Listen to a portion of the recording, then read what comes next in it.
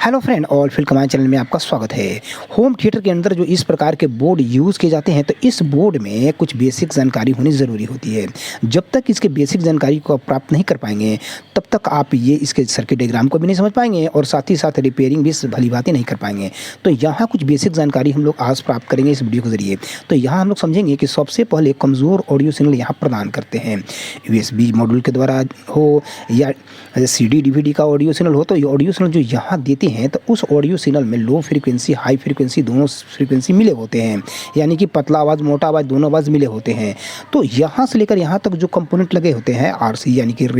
Register और capacitor से लगे हुए जो कंपोनेंट होते हैं ये हाई फ्रीक्वेंसी को आगे की ओर जाने देते हैं, यानी कि पतला आवाज़ को आगे की ओर जाने देते हैं। और पतला आवाज़ को एम्पलीफाई करने के लिए देखेंगे कि यहाँ पर एक IC लगाया जाता है 4558, और इस IC के द्वारा पतला आवाज़ को एम्पलीफाई करके मजबूत करके एक सिग्नल को, चूँकि यहाँ पर जो सिग्नल देते हैं वो लेफ्ट राइट के रूप में डबल सिग्नल देते हैं, तो डबल इसके इनपुट होते हैं और डबल आउटपुट होते हैं। तो डबल आउटपुट से निकलने वाले सिग्नल, एक आउटपुट से निकलने वाला सिग्नल इस IC को देते हैं एम्पलीफाई करने के लिए, और एम्पलीफाई करने के बाद में वही सिग्नल जो है स्पीकर से हम लोग प्राप्त करते हैं। और दूसरे आउटपुट से निकलने वाला सिग्नल है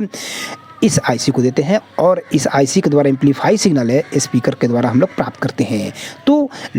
हाई फ्रीक्वेंसी को यानी कि पतला आवाज़ को एम्पलीफाई करने के लिए यहाँ पर प्री एम्पलीफायर के रूप में एक IC और आउटपुट के रूप में 2 IC यूज़ में लाए जाते हैं। यहाँ पर एक ट्यूटर टाइप स्पीकर यूज़ में लाएंगे और यहाँ पर दूसरा ट्यूटर टाइप स्पीकर यूज़ में लाएंगे। और इसके अलावा यहाँ समझेंगे कि यहाँ से लेकर यहाँ तक जो कंपोनेंट होते हैं ये लो फ्रीक्वेंसी को पास करने वाले कंपोनेंट होते हैं, जो यहाँ ऑडियो सिग्नल देते हैं लेफ्ट और राइट के रूप में जो ऑडियो सिग्नल देते हैं। तो उस ऑडियो सिग्नल में से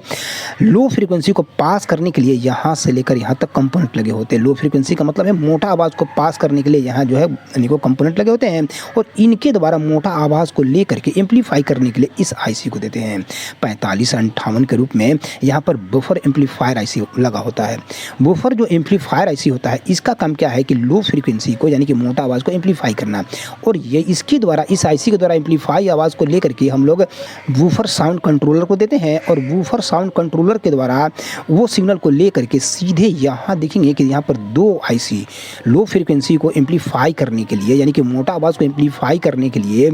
ब्रिज एम्पलीफायर के रूप में यहाँ पर 2 IC यूज़ में लाए जाते हैं एक साथ। जिस प्रकार से ट्रेन के पावर को बढ़ाने के लिए ट्रेन के साथ डबल इंजन यूज़ में लाते हैं, तो ठीक इसी प्रकार से यहाँ इस IC से निकलने वाला लो फ्रीक्वेंसी को एम्पलीफाई करने के लिए यहाँ डबल IC यूज़ में लाया गया है।